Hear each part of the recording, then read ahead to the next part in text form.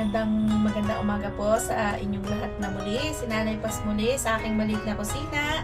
Magluluto po ako ngayon ng isang putahe. Hindi ko lang po alam kung familiar sa inyo ang aking lulutuin.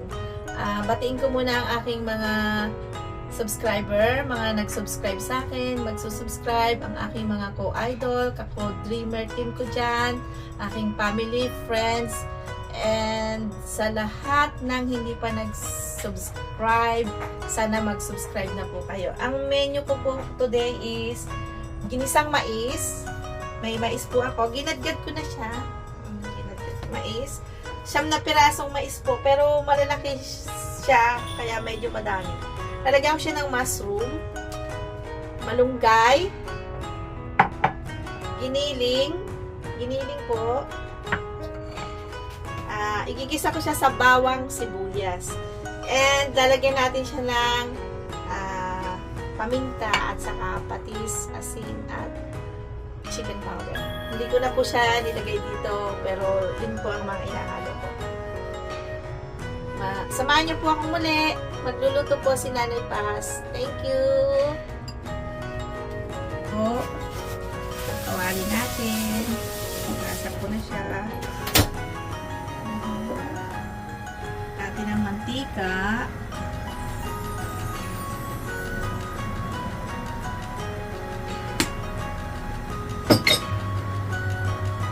Gisa natin yung bawang. Bawang muna. Papula-pulahin natin at nang mabango.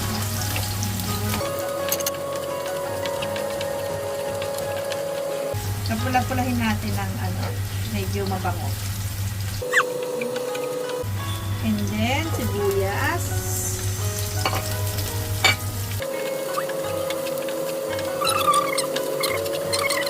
Yung ating kinili. Akala ko konti lang yung ginadgad ko mais, madami pala. Hindi naman ako nakapag tansya. Dami. So,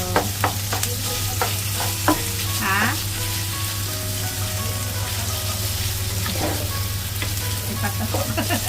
Sabi ng kapatid ko, may patalok daw kami sa bukid. Kaya marami.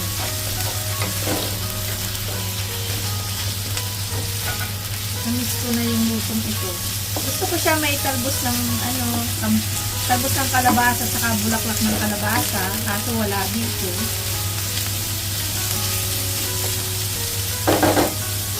Timplahan natin yung ating baboy para may lasa. Konting asin.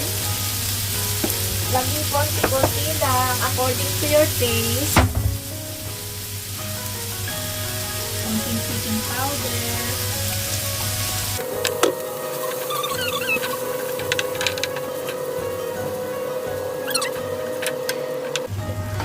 Tapos magpiprito ako ng tuyo.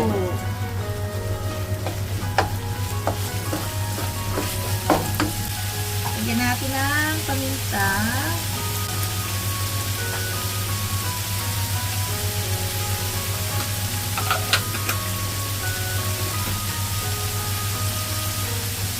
Haluin. Tapos ilagay na natin yung ating mais. Na kayo. Ay, ikutin ko pala yan. Sana. Sorry naman. Tumalikod ang planggana.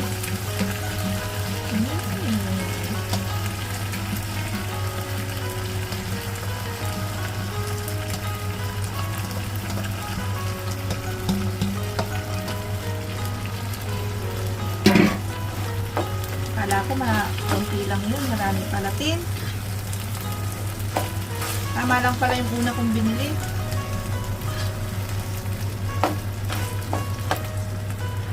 Hindi ko na makita yung giniling ko.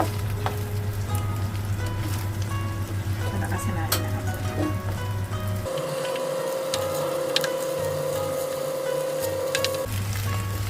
Lulutuin muna natin yung mais bago natin ihalo yung mushroom at saka yung malunggay. Ewan ko kung naggaganto kayo, pero kami sa amin naggaganto. Halo, masarap din siya na may talbos ng sili or talbos ng kalabasa at saka bulaklak. or sinasamahan ng iba-ibang gulay. Pero ang sasama ko lang po ngayon is malunggay. Malunggay at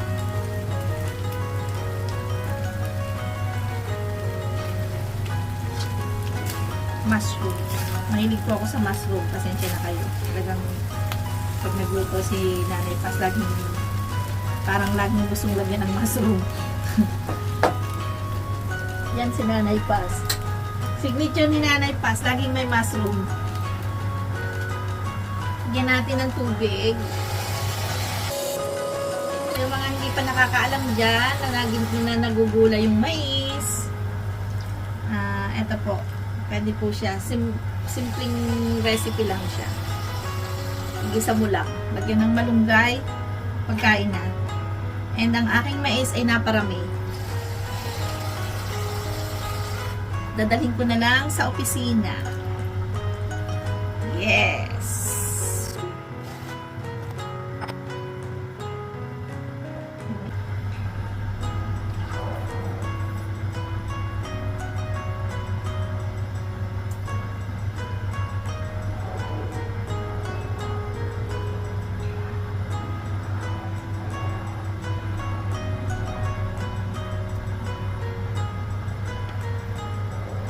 Mamaya natin siya titikman ulit kung anong lasa. Pero pakuluin muna natin. Mukhang pagka umalsa yung aking wala nang sabaw. Dagdagan ko na ng sabaw po para isang kuluan. Yan. Takpan muna natin.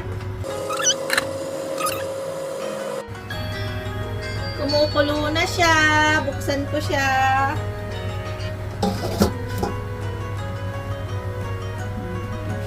Tingnan lang natin kasi baka dumikit. Pero hindi pa siya tulo. Hindi pa po siya luto. Okay.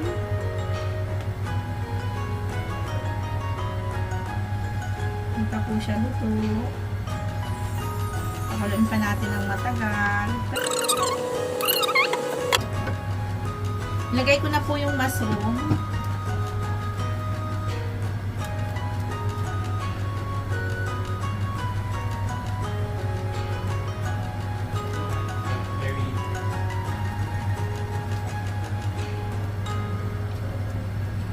Dami pala.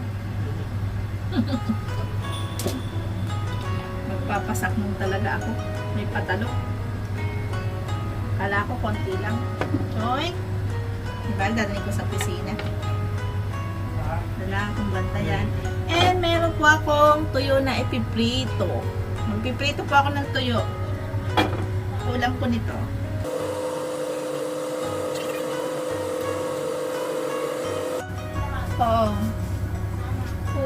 Buksan natin. Silipin. Silip-silip. And titimplahan ko na siya. Wow! Meron akong 100 taong papakainin. Timplahan natin ng patis.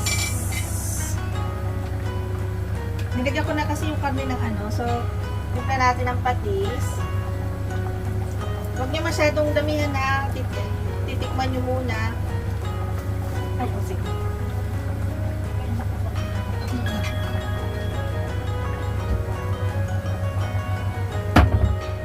Powder.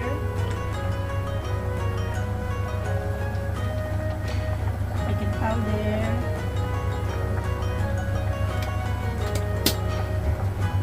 Then tikman natin kung dapat ba natin lagyan ng asin.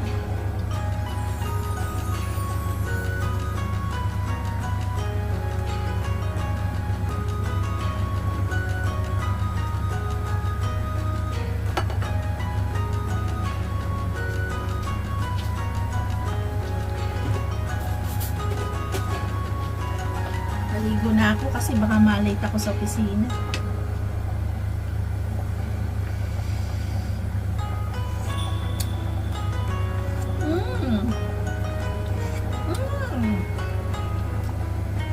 Ang sarap.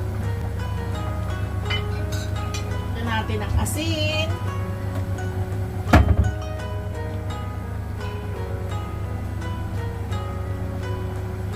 kasi ng kinukutsara. Gusto ko kinakamay. Alam ko yung timpla. Yan natin ang paminta. Ulit.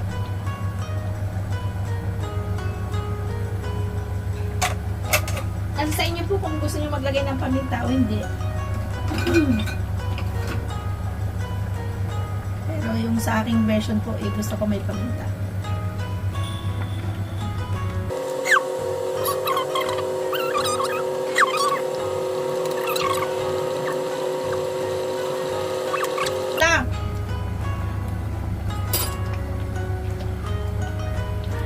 Tikman mo nga. Baka ko siya. Bato na yung mais ko. Ito na.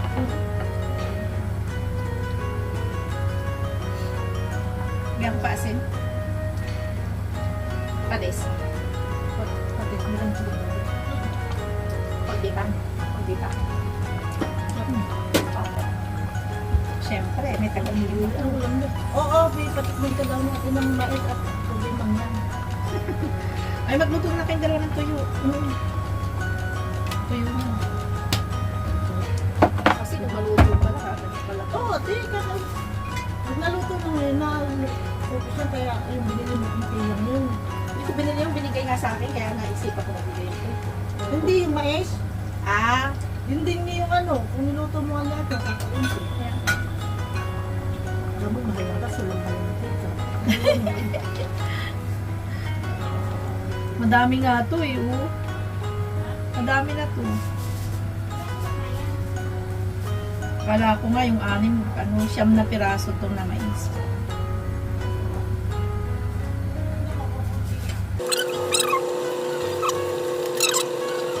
Luto na! Biyehe! Tita, lagi ko na itong malunggay. Ang sarap na niya. Malunggay, malunggay. Pampagatas sa mga bagong panganak.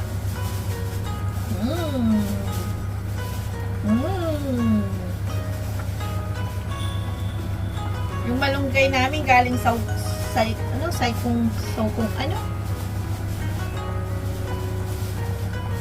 galing New Territory pa to.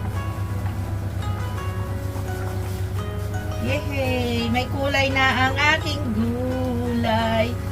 Makulay ang aking buhay. Oh, sa mga hindi pa po alam yung recipe na to dyan, ito po, ini-introduce ko sa inyo ang ginisang mais ni Nanay Paz. Pwede nyo po siyang samahan ng kahit anong gulay kung gusto nyo. Yan. Plus may tuyo po ako. Wow, ang sarap ng lunch ko. Okay. Papatayin ko na. Yes. Sa mga manunood ko po dyan, sa aking mga idol, sa aking Dreamer Team. Maraming pong salamat sa inyong pagsuporta. Sa susunod pong muli, si Nanay Paz po. Salamat po ng marami. Bye-bye!